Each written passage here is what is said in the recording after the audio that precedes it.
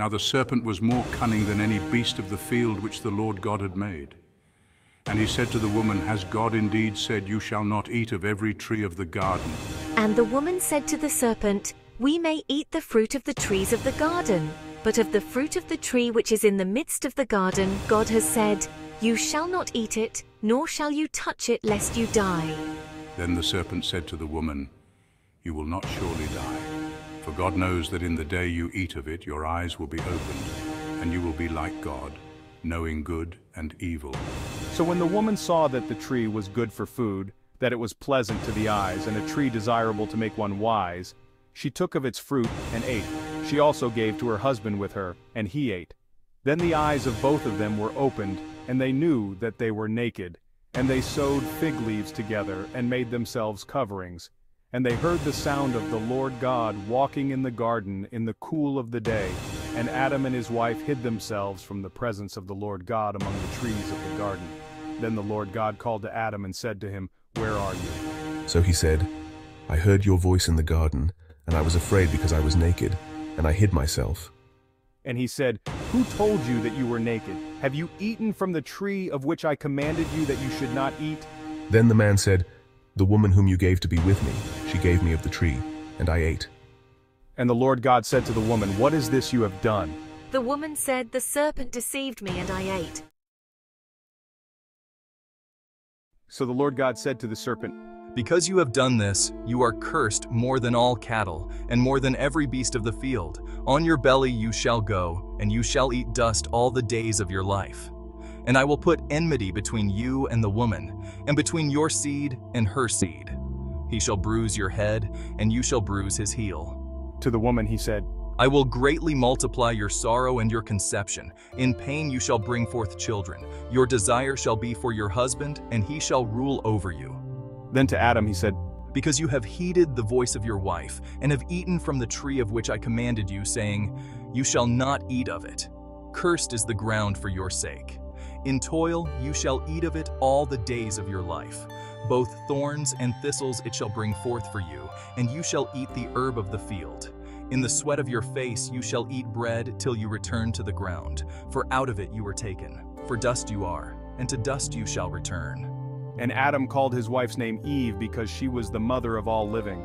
Also for Adam and his wife the Lord God made tunics of skin and clothed them. Then the Lord God said, Behold, the man has become like one of us, to know good and evil.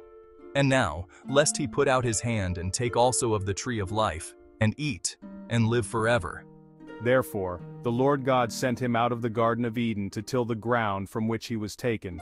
So he drove out the man, and he placed cherubim at the east of the Garden of Eden, and a flaming sword which turned every way, to guard the way to the tree of life.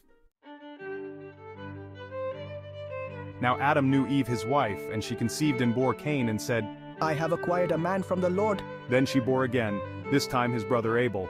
Now Abel was a keeper of sheep, but Cain was a tiller of the ground. And in the process of time, it came to pass that Cain brought an offering of the fruit of the ground to the Lord. Abel also brought of the firstborn of his flock and of their fat.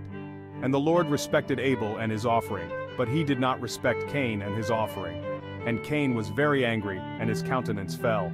So the Lord said to Cain, Why are you angry?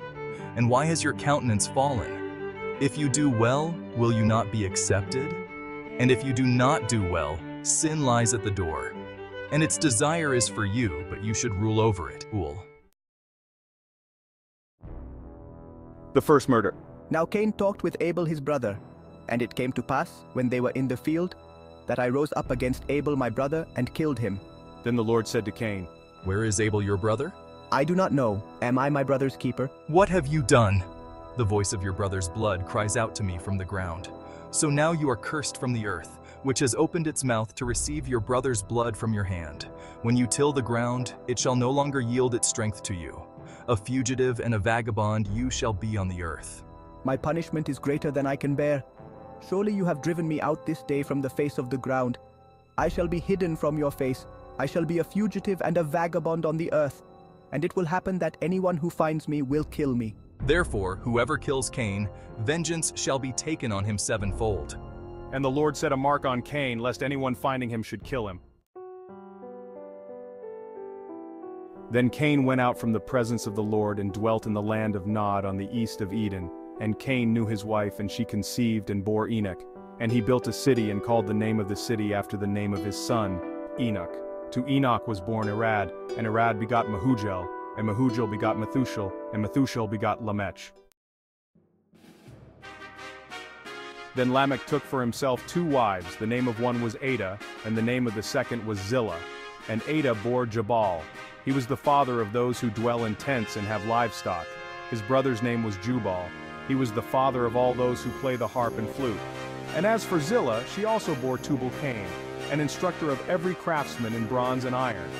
And the sister of Tubal-Cain was Naamah. Then Lamech said to his wives, Adah and Zillah, hear my voice.